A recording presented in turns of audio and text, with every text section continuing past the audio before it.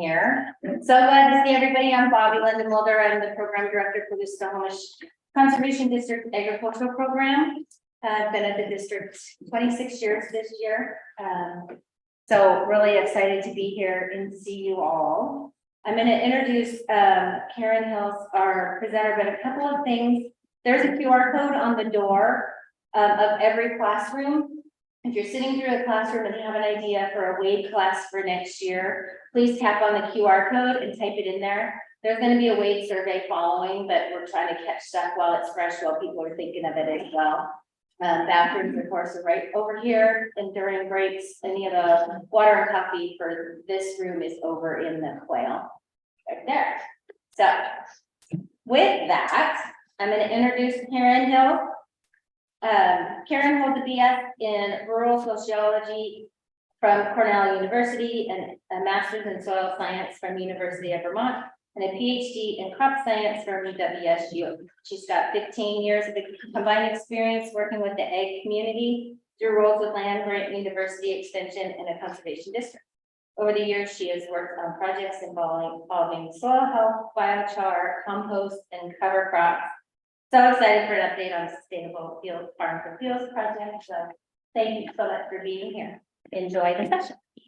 Great. I'm going to try to stay where the folks online can see me, and hopefully all of you can hear me. If I need to speak louder, just let me know.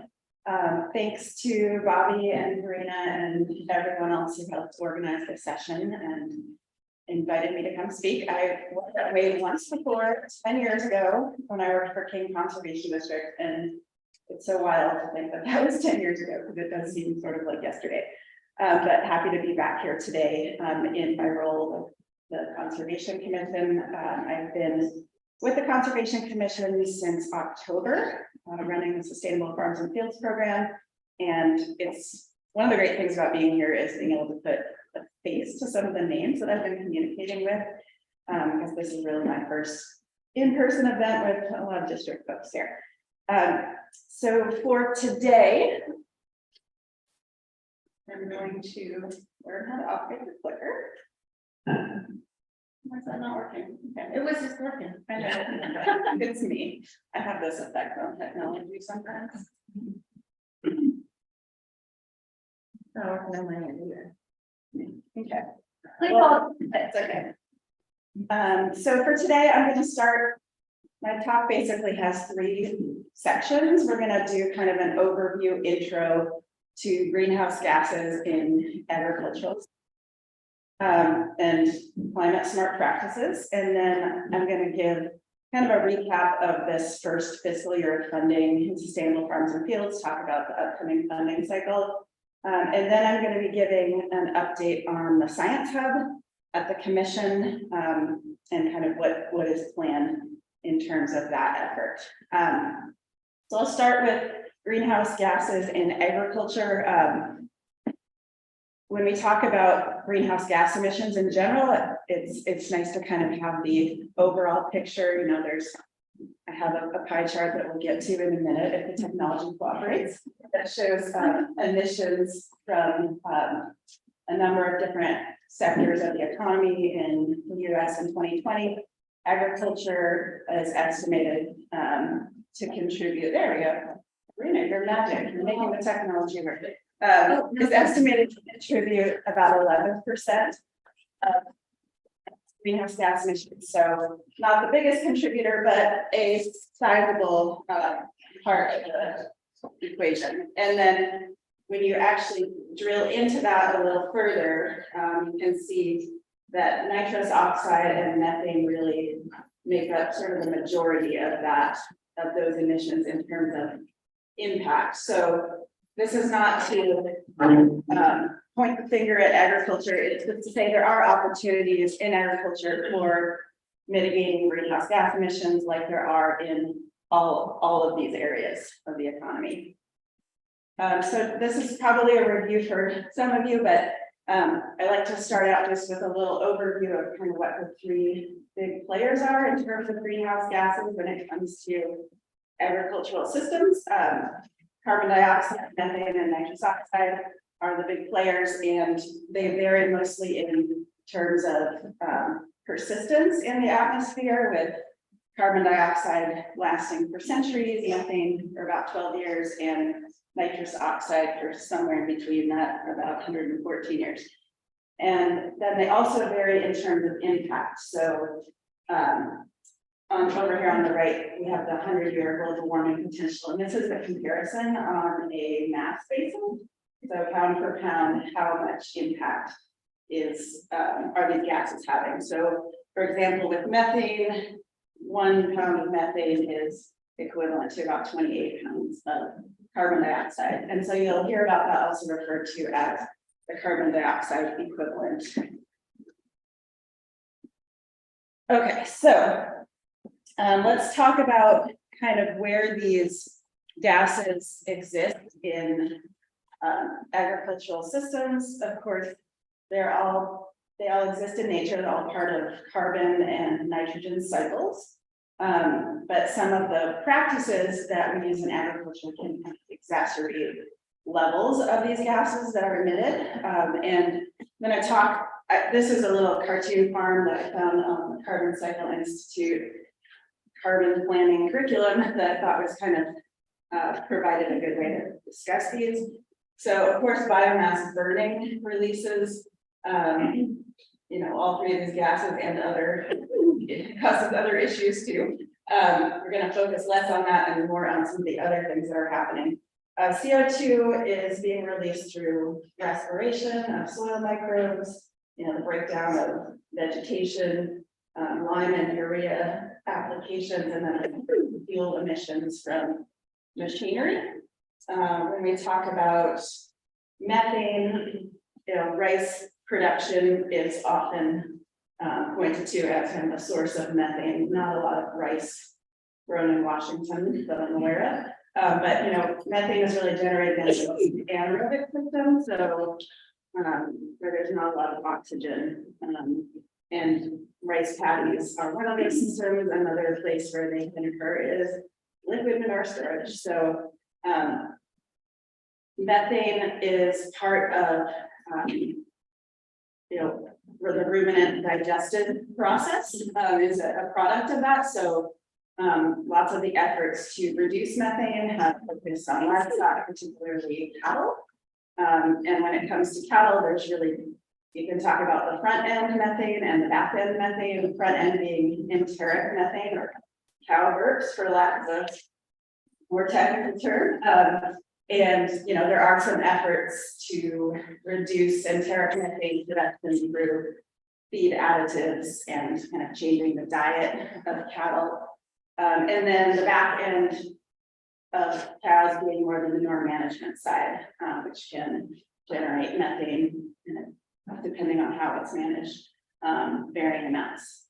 With nitrous oxide, the kind of parts of agriculture that can contribute to nitrous oxide emissions are application of conventional and organic fertilizers that are nitrogen-based, nitrogen-fixing crops, manure management.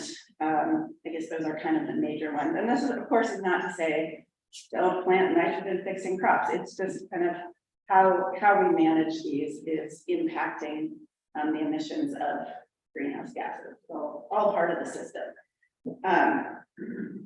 So next, we're going to switch to talking more about carbon, which I think of in a little bit of a different category than the methane and the nitrous oxide, where we're really trying to decrease emissions when we think about mitigating greenhouse gases.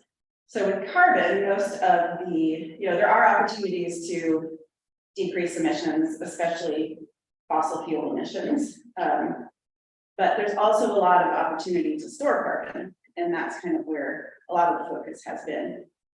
So when you look at sort of the major pools of carbon in Earth systems, the vast majority of it is stored in this geological pool that is mostly not actively cycling in the environment.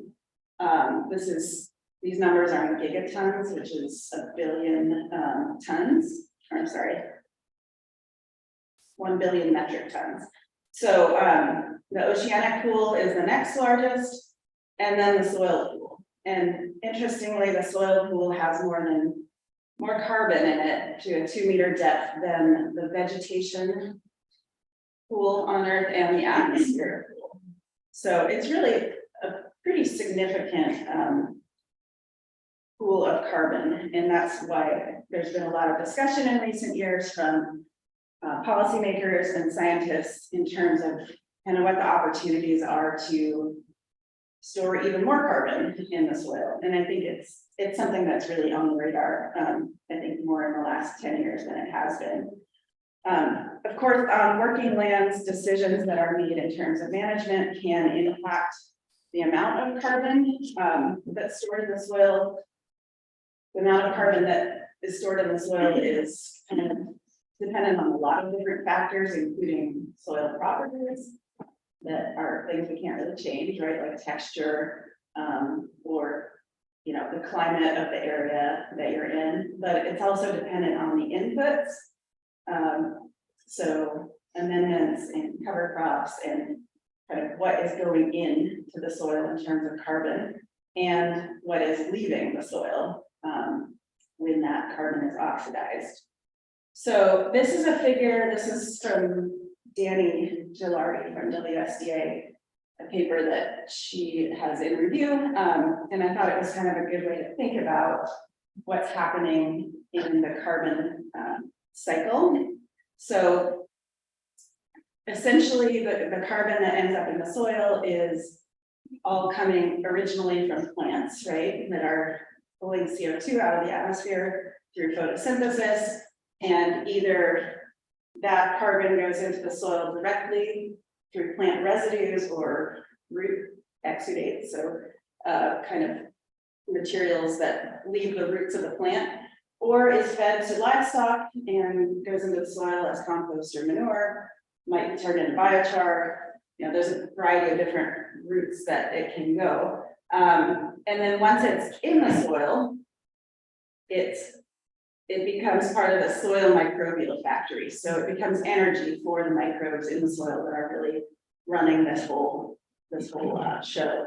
And that carbon can be put into storage. You know, there's all kinds of different forms that it exists in. Some of it is really easily used by the microbes for energy. Some of it is really woody and hard for the microbes to utilize. So it goes into storage. Some of it gets respired quickly and CO2 is released. Some of it goes into storage, and depending on conditions in the soil, you know, is there tillage? You know, what's happening? It may be stored long-term, may be stored short-term. So there's kind of this back and forth that occurs. And then in the process of utilizing this carbon, the soil microbes are providing a whole suite of ecosystem services, which are shown over here on the right. Some of them, they're, you know, I think probably all of you in this room, I don't need to preach the value of soil carbon, right? But it's improving soil structure, nutrient cycling, water holding capacity, sometimes pest and disease resistance. So these are all occurring kind of as a result of the microbes utilizing this carbon.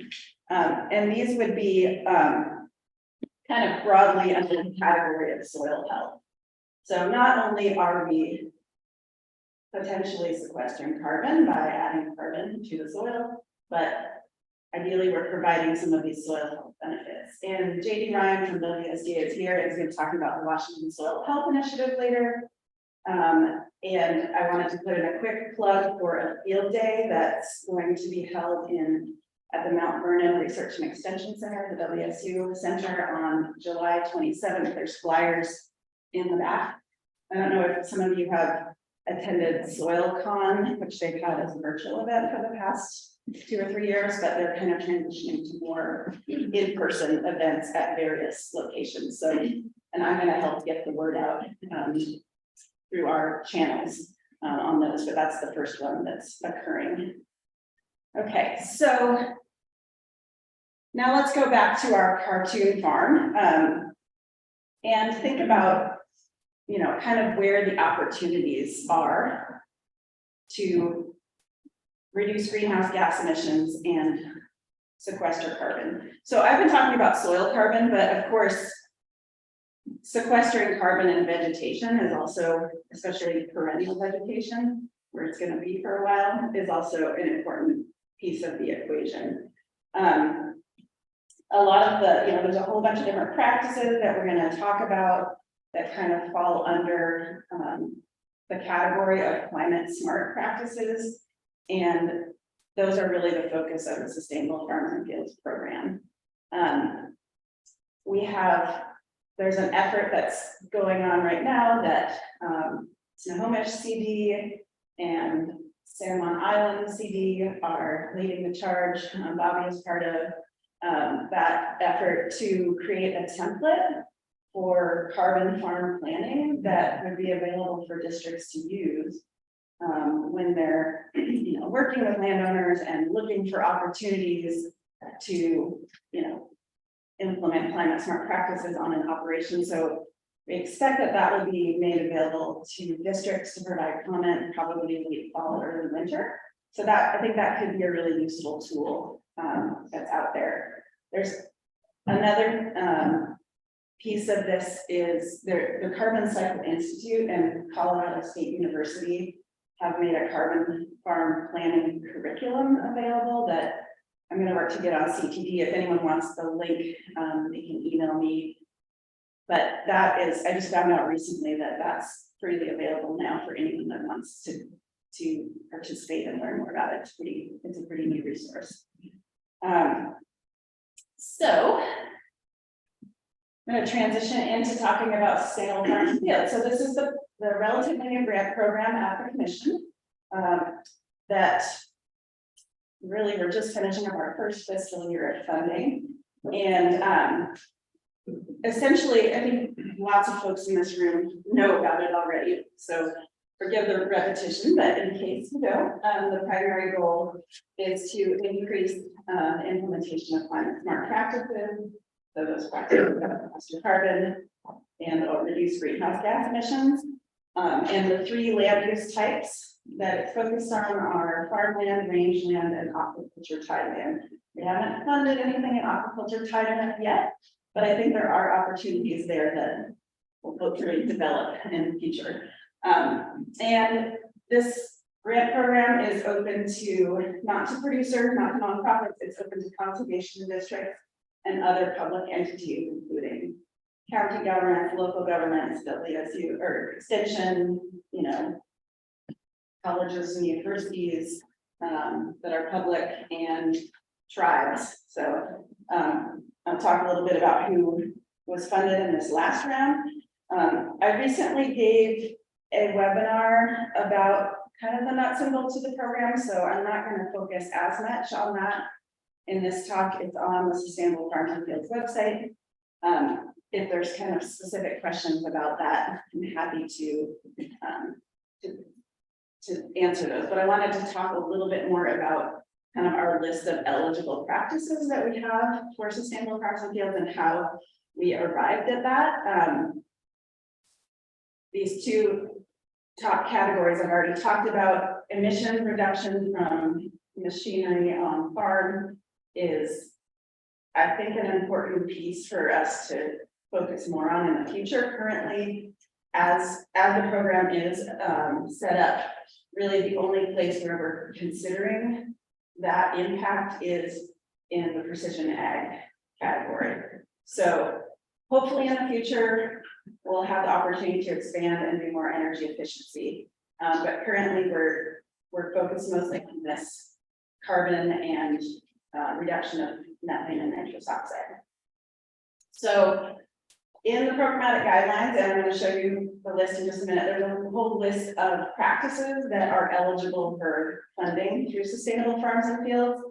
And this program predates my time at the commission, but Allison Halpern was the one that sort of coaxed it into existence and created a team of technical advisors to kind of set the guidelines for the program. And when it came to deciding which climate smart practices to include in the list of eligible practices, we had a couple of documents to start with. NRCS has this practice standards for greenhouse gas emissions reduction and carbon sequestration, which we always refer to as the one with the little smiley face, thumbs up, thumbs down guy. And then they also have the climate smart ag and forestry mitigation activities list, which seems to be updated every year. So that kind of provided a starting point, and then based on sort of programmatic needs, we came up with this list, sorry, to the back of the room, but this is all in the programmatic guidelines.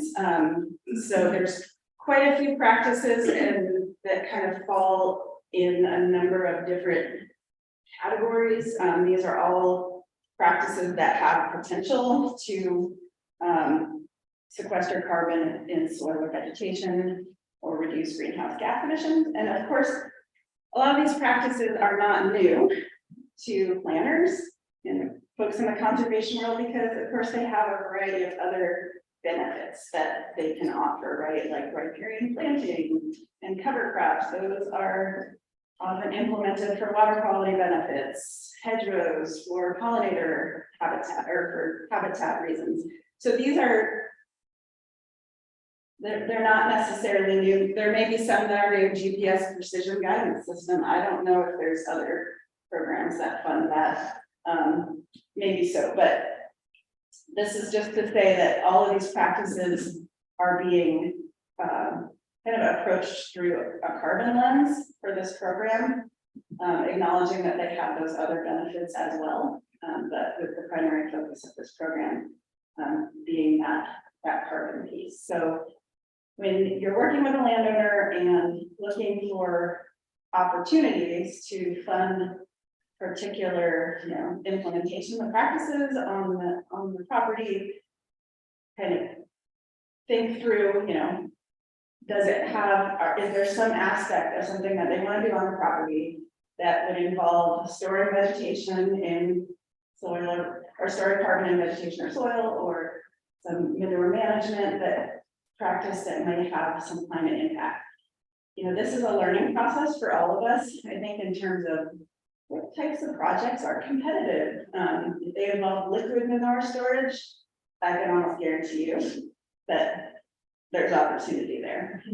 We funded a couple of separators for operations with liquid manure storage, perennial vegetation, depending on sort of how big the project is, could be competitive. It's a competitive grant program, so it's a little hard for me to say, yes, this will get funded, no, this won't. It just depends on what comes in. Right, but I'm happy to talk to anyone about their application or their proposed project ahead of time if they want to get any thoughts on it. Let's see, a couple of things that have caused confusion. I just wanted to point out roofs and covers. Of course, putting a roof over solid manure storage has a lot of great water quality benefits, especially in the western part of Washington, but doesn't really do a lot for greenhouse gas emissions. So this is more focused on liquid manure storage. So that has been one source of confusion. Feed management, we're not funding livestock, we're not paying for livestock feed. That's not the intent. The intent here is if there's some way that they want to adjust their feeding regimen to have, to reduce methane emissions, essentially. So, okay, I'm going to talk a little bit about estimating CO2 equivalent impact, because this is a new thing that we're asking folks to do. I don't think there's any other programs that I'm aware of in a commission that are asking applicants to do this. So, and this is important because the prioritization of these projects, one of the metrics that the committee who evaluates applications looks at is what that estimated impact is. Fortunately, there are free and accessible tools available to use. And I'm just going to mention the three big ones. The Comet tools, Comet Planner and Comet Farm were developed in collaboration, the collaboration between USDA and Colorado State University. They are model-based tools, and Comet Planner is kind of like the, I guess, easier to use one. That's probably less precise, but easier to use. Like there's a trade-off, right? And our Comet Farm is the one that collects more site-specific management information. And then we have the Washington Climate Smart Estimator, which JD Ryan played a large role in developing and is here to talk about this afternoon. So I don't want to steal her thunder, so she knows way more about it than I ever will. But this tool was developed by WSDA specifically for the Sustainable Farms and Fields program. And I would start there. It doesn't have every single practice, but it's a good place to start and is very kind of user friendly. I'd say maybe 95% of applications that came in this last fiscal year used that tool to make their estimate. There are a couple of practices that you really can't estimate using any of these tools currently. Biochar application is one, and fuel reduction from GPS, use of GPS and precision ag. So if you are applying for a project that involves one of those practices, definitely get in touch, and I'm happy to share how others have made those calculations. It'd be great to have a tool that did it all, but we're not quite there yet. Okay, so this is a graphic just kind of showing the breakdown of this last fiscal year of funding. Animals, farms, and fields, we have kind of divide our funding into categories: materials and supplies, cost share, demonstration, technical assistance, equipment sharing. There was 1.8 million awarded to 53 projects, which touched 25 conservation districts and one county government, that was King County, got a compost shredder. So we have the equipment sharing projects. We've been getting photos from some districts that received funding to purchase shared equipment. There were a lot of no-till drills out there, which is exciting, and it's great to see some pictures of them and see them in use. And there's been a lot of excitement about having that additional option to provide to producers. And looking forward to, as this fiscal year wraps up, hearing more about some of the great work that districts are doing. Okay, so this funding is part of the operating budget, so it operates in the fiscal year, so July 1st to June 30th. And we currently have the application open for fiscal year 24 funding. We will do our first pool of applications on July 14th, and expect that applicants will be notified in mid-August. I'm making an effort to notify folks even if they're not getting funded, and I'm always happy to talk to people about their applications and kind of give feedback. And then the application pool will occur monthly until all the funds are distributed. Last fiscal year was a little bit of a compressed cycle because we didn't open applications until November. So I think I'm expecting to get more this time, just because it's not a brand new thing. There's a little bit more certainty about what to expect, even though it is quite different than the other commission programs. So yeah. I was wondering, is this funding good for like one fiscal year, or is it a biennium? Okay, the question was whether the funding is good for one fiscal year or it's biennium. So it is one fiscal year, yeah. So the projects must be completed by June 30th, which I know puts a little bit of a kink in things for some certain types of projects. But, okay, and then the other, this is kind of my stay tuned slide. The other exciting news is that Sustainable Farms and Fields received funding in the budget for this biennium that's starting, some additional funding. to the tune of 30 million, which is mostly going to be focused, kind of the largest chunk of that, up to 22 million. It's going to be focused on cost share for digesters for dairy producers. But there's also funding in there for other climate smart livestock and crop production practices and research and demonstration projects focused on methane capture. So stay tuned. That's all kind of in the works. And this is coming from the climate commitment account, which is part of Washington's Cap and Invest system or strategy. So it's a new funding source, still some things to be figured out. So stay tuned on that. Okay, I'm going to transition to the last part of my presentation, which is talking about the Commission Science Hub. This was another piece of funding that was received in the budget that was recently signed by the governor. There was 1 million allocated for the Ag Science program, which we're kind of internally calling the Science Hub. There's 4 folks on the science team at the commission. Levi is here. I'm on it. But of course, there's a whole lot of talented scientists working at districts, at tribes, at other sort of government entities, universities that kind of work in this space, the sort of the nexus of agriculture and ecosystems. And so, part of the goal is to really coordinate better with some of these partners to really do a deeper dive on the science of voluntary conservation and adaptive management in agricultural systems and at the watershed level.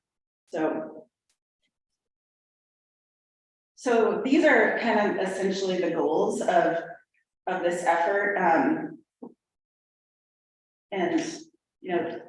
To kind of dig into the strategic implementation of the MPs instead of having kind of a scattershot approach on the landscape. It's like what are the resource concerns that need to be identified or that are identified in this watershed? What are the MPs that can be implemented, and to kind of help move us towards more strategic approaches to some of these efforts. So this will involve assessing practice and incentive approaches, kind of like the social science piece, and utilizing adaptive management. So this will be one-time funding. Currently, I think the goal is to go for ongoing funding in a future session, but really it's combining both this applied natural science and social science. The social science piece would provide some funding for community-based social marketing studies and funding to support targeted coordinated research, resource management groups. All right, I'm relying on my notes heavily on this because it's a little tangential to this effort so far. But Levi is here to help me if I stumble. So these are, again, this is recent funding, so we're still actively planning this work, but the actions that will take place to sort of make this all happen are to hire a staff person to help support these efforts, to kind of establish a hub of scientific expertise, to do more of this coordination among folks that are working in this space. And then there will be selection of some watersheds to do baseline assessments of, and this will develop some scientific criteria to use to select watersheds. I think the idea is to do like one in Western Washington, one in Eastern Washington each fiscal year for those baseline assessments. And then the idea would be, if ongoing funding is secured, to move towards funding implementation of the MPs and monitoring in those same watersheds to kind of have a longer term way to assess what's happening there and the impact of the BMPs. And then development of training courses through CTD to get this information to districts and kind of have sort of a two-way flow of information, particularly to enhance the use of spatial planning in terms of prioritizing projects. So and there's my contact info. I also have cards in the back. And it looks like I left plenty of time. Perfect. We have 15 minutes. So happy to answer questions. I received an email some weeks ago that executive grant released a bunch of climate resilience funds, and I think like 80 million of that was allotted to Washington State. A big chunk of that was going to smart farming, and I think you guys need a clue of how that was going to kind of trickle down. The executive branch of, The president's office. are you talking about NRCS funding? No, this didn't seem to be associated with RCS, but I mean, it could have come through there. I don't have any intel on that. There's, I would love to learn more. There's a lot of attention in this area recently and a lot of opportunities, and like kind of keeping on top of what those are is is great to do. And I think in some ways, if I could see some opportunity for maybe doing something through CTD to kind of help share some of this information, because it's a lot. So I'm not sure. I guess is the short answer. And I'm sorry I didn't repeat the question. No, that's okay. Do you want me to stop sharing? There we go. I need to see everyone else. Yeah. Were there any examples of prescribed grazing funded in this last fiscal year? Or what? Yes. What does, I think there was one. and that funds, can you give me an example of what that funds? Is it just time to develop a plan to cooperate? Or- Generally fencing. Okay, Yeah, it can fund time as well. but it's usually cross fencing. Yeah, usually being the one project that was funded. So yeah. Yeah, cross fencing, I think would be the sort of the major. And we also received, Connery Conservation District received funding for critical systems and planning for regenerative grazing projects. Oh, that's true. So we had hired two, like 10 grazing management plans. And Thank you for reminding me of that. Yeah, so technical assistance is, I think technical assistance is, besides fencing, is probably the biggest. Yeah. Like you're like replanting Yeah. pastures. So yeah, there is funding, districts can apply for technical assistance funding to work with landowners and identify what the opportunities are, or to work with consultants to help, develop plans. But it's not paying the cooperator to prescribe areas. As like an NRCS program. Yeah. so what about water development like that? Oh, like water source? Yeah. Livestock farmers. So the kind of processes. Right, that's like a supporting practice for prescribed grazing. The question is what about watering facilities? That has not been funded yet. Some of these questions, when they come up, it's because it is a new program, it's a little bit like figuring out where the boundaries are as we go. And so I think what I'm usually telling folks is make the case, put in an application and make the case for it. And I think that's kind of where we are. And then once the precedent is established, then we'll kind of follow. So Because I saw one practice that out there too was temporary fencing, which is really as far as people about.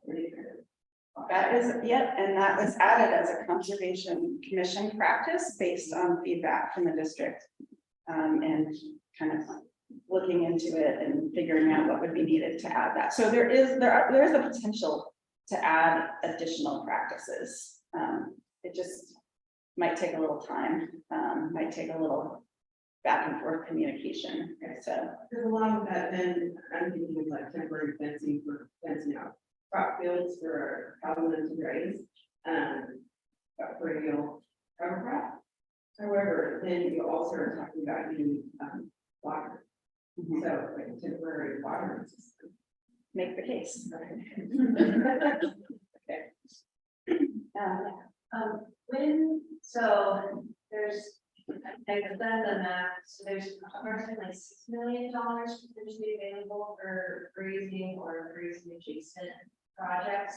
You know, when, I know it's so hard with this like flush of money that you've all received, but do you have an idea of when those funds potentially should be made available to apply for?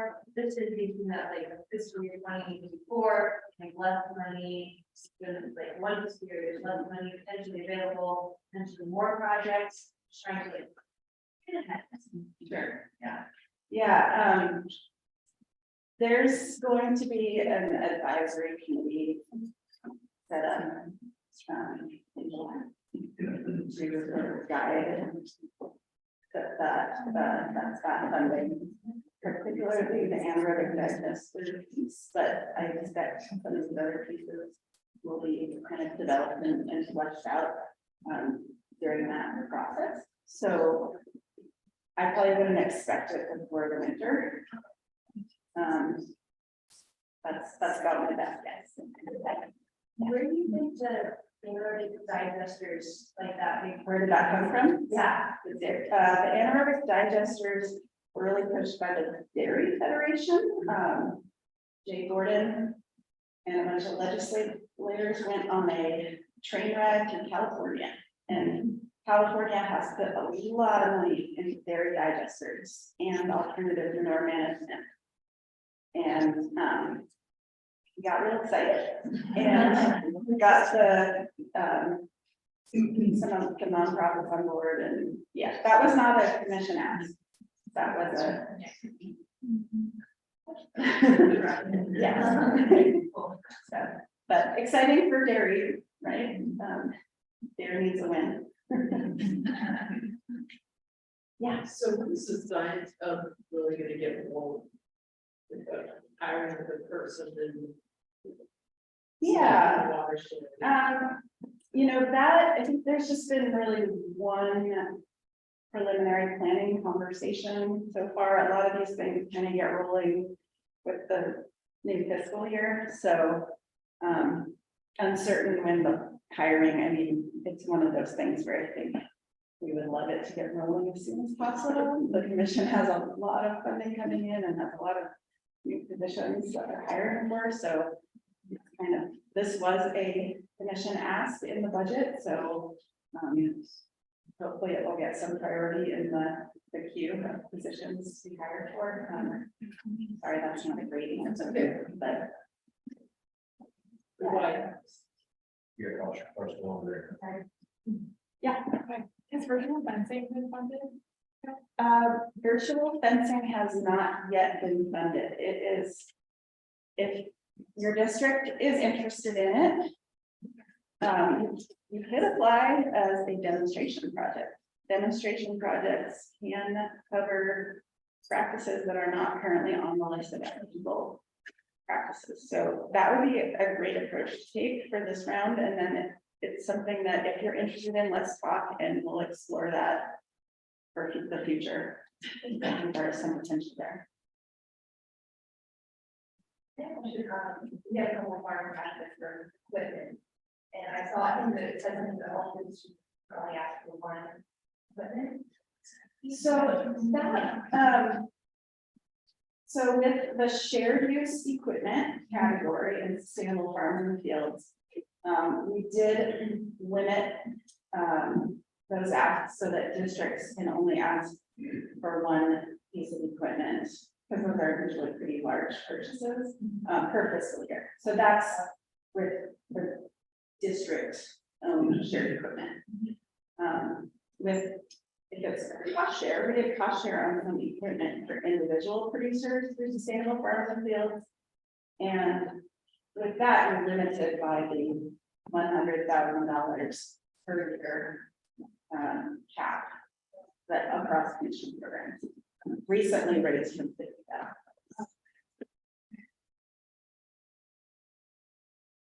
Anybody else? Yeah, I just have a quick question on format. When I was looking through the 2023 project list, I did a technical pulled out of a category and then like there's multiple districts that have multiple projects. So is that your recommendation that the district like kind of the cloud, we missed the last program, but we're committed to step one.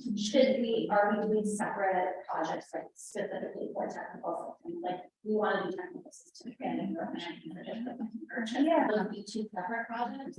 So the way that I'm guiding folks on that specific question is think about whether they are dependent on each other. Like, could one be funded independently from the other and move forward, or do they kind of both need to be funded for any of it to move forward?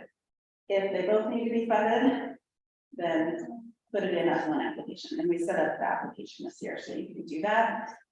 Where those districts applied for technical assistance funds, you know, there's a lot of sort of work, as you all well know, ahead of time with producers that needs to happen to get to the point of putting in an application or implementing a practice. So that was really to fund that sort of preliminary work with the idea that it may lead to applications in the future. And I think since it's a new program, that's kind of where some districts were at. Some are ready to jump on and, you know, get a project on the ground, but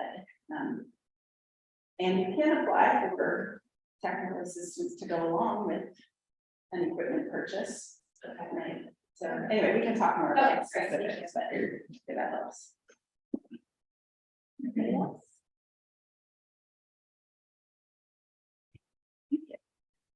Awesome.